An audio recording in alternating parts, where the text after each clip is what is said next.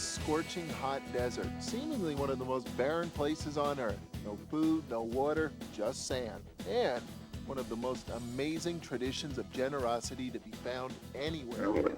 Hospitality in an inhospitable place. It's a culinary adventure in the Kingdom of Jordan.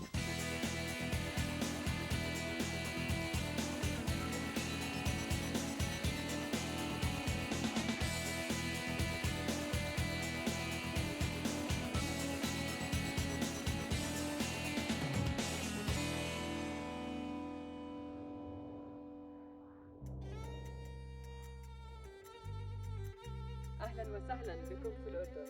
Welcome to Jordan. Welcome to Jordan.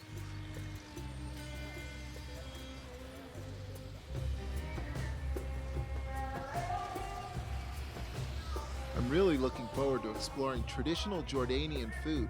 I'm curious about the ingredients, the cooking techniques, and their origins. Modern tourists take travel for granted, but it wasn't always so. Since the dawn of time, travel has actually been fraught with danger. Leaving the comforts of home and venturing among strangers was not done easily. When resources were scarce, visitors were often unwelcome. But not here in the deserts of Jordan. Here, ancient tribal ways guarantee a gracious welcome.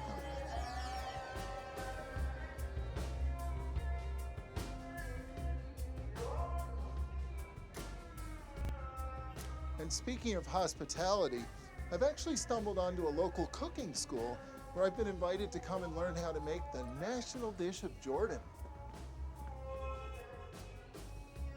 Hello. How are you, Chef Michael? Welcome to Petra Kitchen. Thank you for your invitation. You're welcome. Aid. Yes, yes. Before I arrived, I read up on Jordanian cooking and discovered a traditional dish served to honor guests, mansif, a whole lamb simmered in broth flavored with yogurt.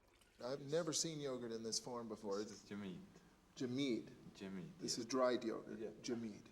Just put it, I suppose the cloth will collect the pieces and just bang it, eh? It's pretty hard, isn't it?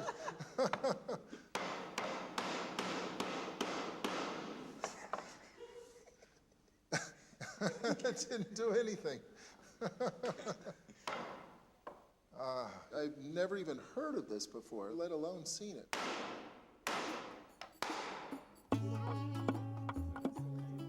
It makes perfect sense to me, though, that you would evolve a way of preserving yogurt for long-term storage in a desert environment. This is one of the best things about traveling, is discovering new ingredients like this. I thought something this hard would actually take hours or even overnight to rehydrate, but it's actually happening very quickly. We serve mansaf in the wedding party, and you have to make same as this quantity for 50 times. 50 times? So you would do this for days? Yes, of course.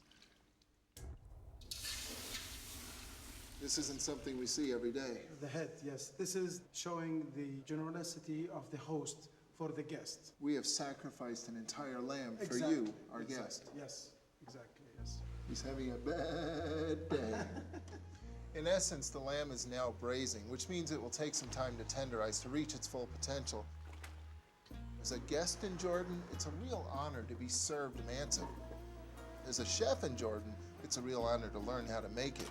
It's also a real honor to meet a member of the royal family.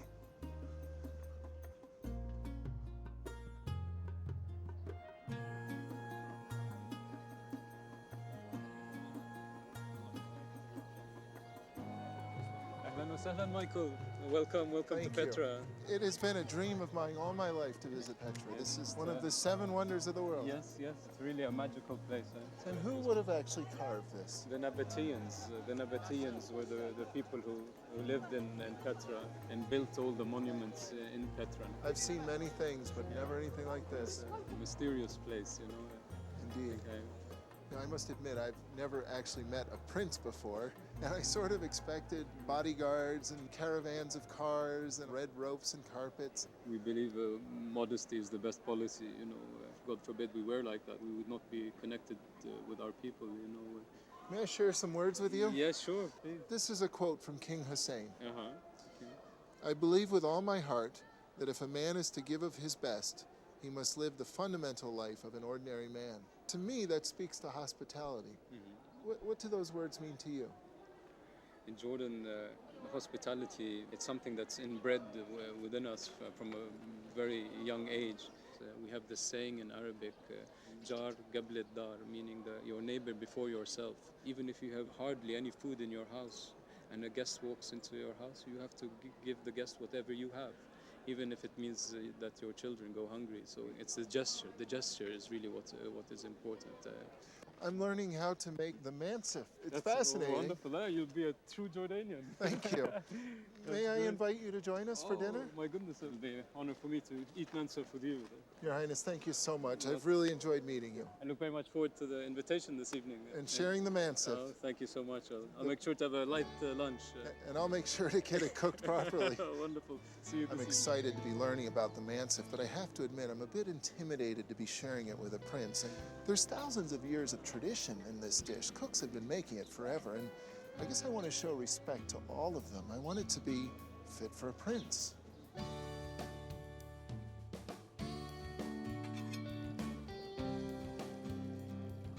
Getting ready to finish? Yep.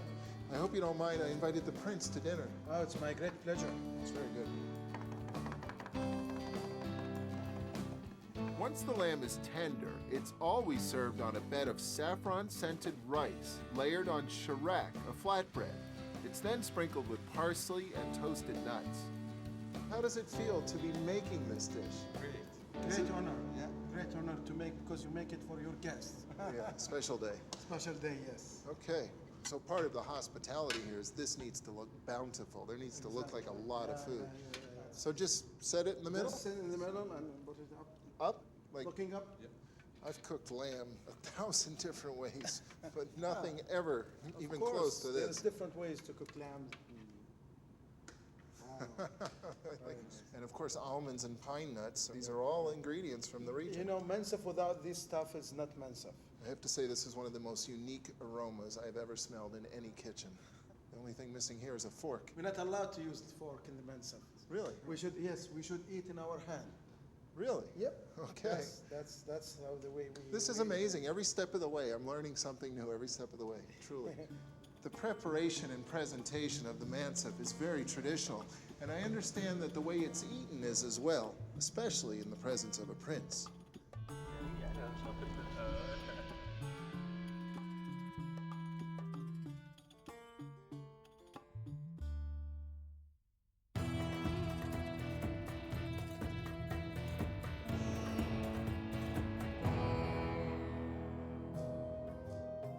The Kingdom of Jordan is renowned for its hospitality. At every turn, I'm feeling welcome. I mean, where else do you share family photos with a taxi driver? I found a local cooking school, made some new friends, and learned how to cook a very traditional dish, the mansif. And what better way to enjoy Jordan's national dish than with a prince? I guess I'll have to watch my table manners. Now, I understand there's a very specific way that we eat this, too, where there's obviously no forks or knives here. Of course, you have to eat with your right hand. Right hand. Yeah, right hand. Try to make A ball. a little ball out of the rice. Pop it in, throw it in without putting your fingers in. So don't touch your mouth, No. and only the left hand with 3 fingers. Yeah, the right hand. Right hand. And The right hand. Right hand. Yeah. Your Highness, the traditions behind the way we eat this, is there some reason for them? It's a bonding experience, you know, that you eat from the same plate and you eat the same food. It's the ultimate show of generosity and Hospitality. hospitality. Yeah. Also. Thank you. I hope you like it, Michael. How was it, Mike? I have to admit, as we were cooking this today, I had my doubts as to whether I would enjoy this or not. But now that I'm eating this, it's awesome. I really do like it. I think part of the reason I like it so much is because the yogurt has a natural tanginess to it. And that tanginess really helps balance the richness of the meat flavor. Yes. How many times I've told my son, take your hands out of the food. You can't do it. If he saw his dad right now doing this, I think he'd be pretty excited. He'd fit right in here. It's what makes us Jordanian, you know, having these traditions. This is a tradition that should never be lost. And now that I know how the mansif is prepared and how it's served and how it's eaten, what I'm most curious about are the origins. I do know that they lie somewhere in the deserts of Jordan.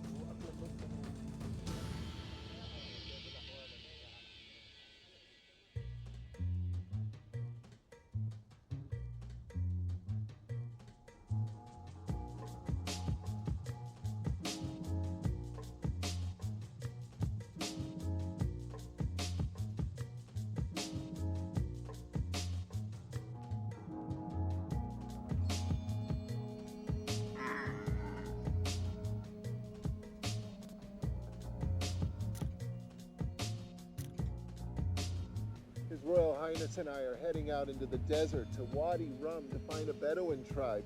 Fortunately, we've already found a guide, a driving instructor, to help me get to know my camel a little better. I think you will enjoy your stay in Wadi Rum very much, Michael. Your Highness, who exactly are the Bedouin? The Bedouin in this part of Jordan, they're from the Huwaitat tribe. They're the people with a lot of pride and a lot of tradition and a lot of history. In the old days, when you travelers would pass through this area and were in need of food and shelter and water, 3 days was the usual time that you would be welcome. More than 3 days, it would. You'd start to wear out your welcome, I Yeah. guess.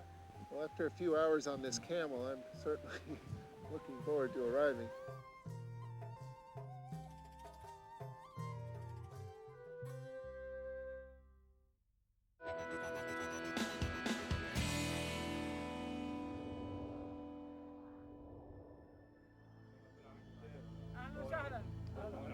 I've never actually been in the desert before. I've always imagined it to be bleak and barren.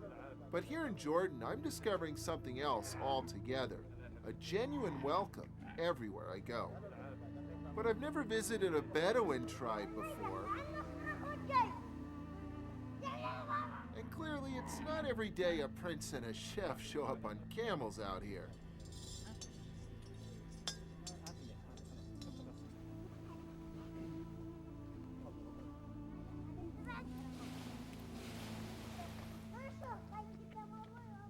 This be a traditional greeting, or is this just for you and I? هو عم بيسأل حجي إنه القهوة والربابة. نفس الطريقة وبتكرمه وبتحشمه وبكل شيء. Any guest that comes to visit, this is the typical hospitality that is afforded to any guest coming.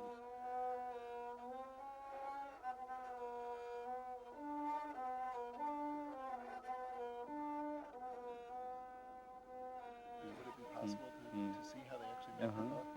والأخ عم بيسأل الحج إذا في إمكانية تورجوه الطريقة العملية. في مجال. Would you like to have a try? حج معلش الأخ يجرب. طريقته كويسة. يلا ممتاز يلا. يلا. You're an original Bedouin, Michael. I didn't expect to be sitting in the desert sipping some of the finest coffee I've ever enjoyed, complete with a hint of mysterious cardamom. Well, cardamom is one of my all-time favorite spices, so it's really interesting to me to find it here in the desert. He says that when you put cardamom with the coffee, it gets rid of all the anger. It releases all the anger. I know exactly what he means. I'm a little angry at my camel, but I'm over it now.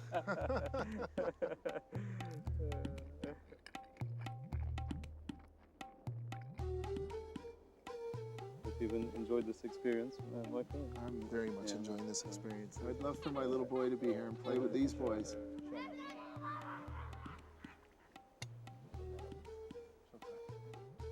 I hope you like it.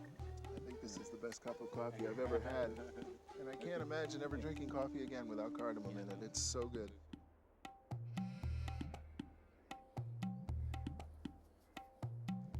Michael, I will ask Rafiq just to explain to you about the meal we're going to have this evening. Okay. We're preparing zarb.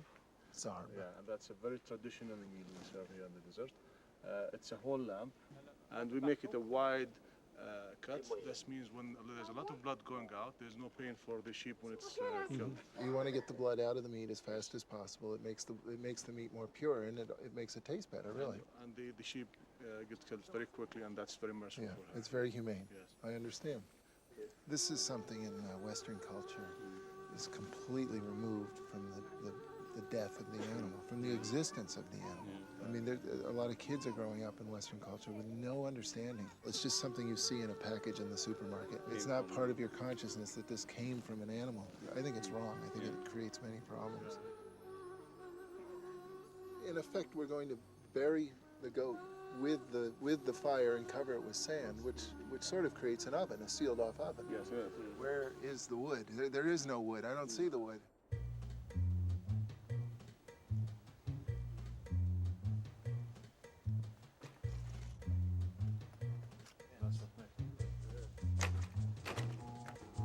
Even though we're in the midst of the desert and there's seemingly no resources out here, this is actually one of the best woods I've ever seen for cooking food, mainly because it's so dry. It lit immediately, but it's also an extremely dense wood, which means it's going to burn very hot. It would seem that there's a lot more resources out here than I saw at first glance.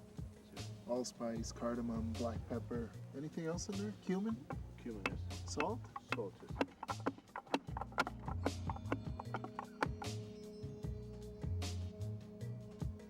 As the fire burns down to a strong bed of coals, we rub an aromatic paste of yogurt and spices all over the goat.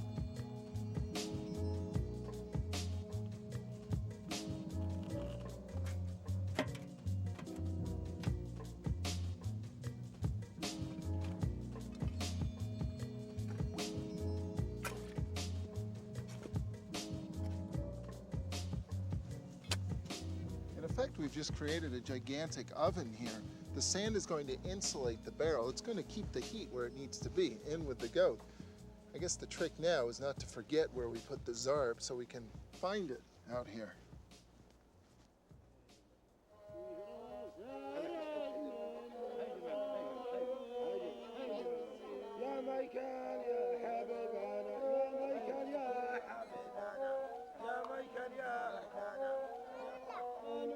In a desert culture, afternoon is definitely the time to take a break, to get out of the sun, get in the shade, and wait for the goat to cook.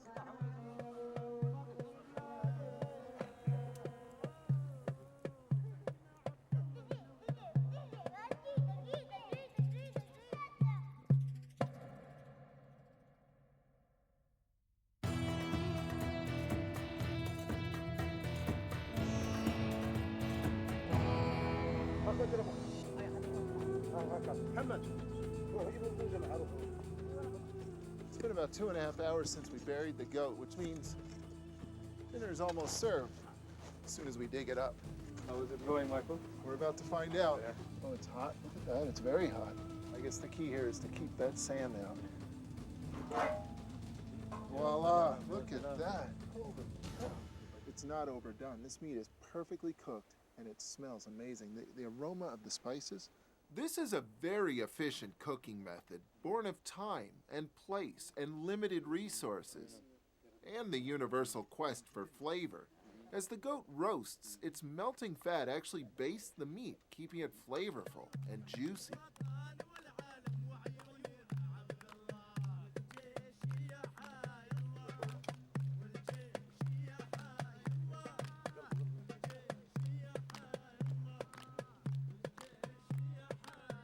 I think Canadians would like this meal. I think anybody would like this meal. The meat is perfectly cooked, it's nice and juicy, and perhaps best of all, the spice flavor is coming through loud and clear. It's not subtle at all. This is my style of cooking. You add lots of spice so you can taste it.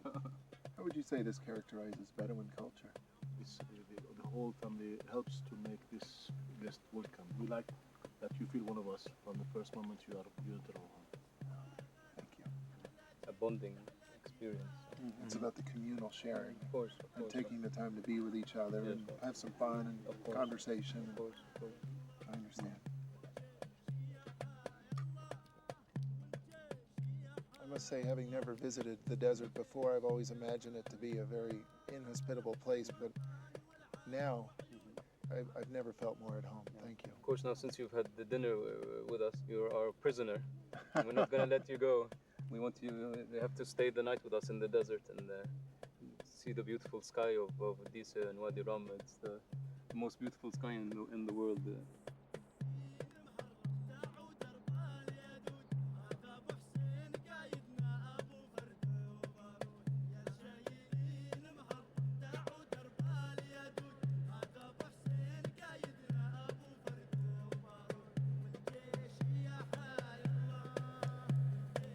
Here in Jordan, I've discovered something that's going to stay with me for a very long time. It really doesn't matter where you are. There's a little bit of hospitality in all of us, and food is often the very best way to find it. From a royal prince to a humble Bedouin to a hungry traveler.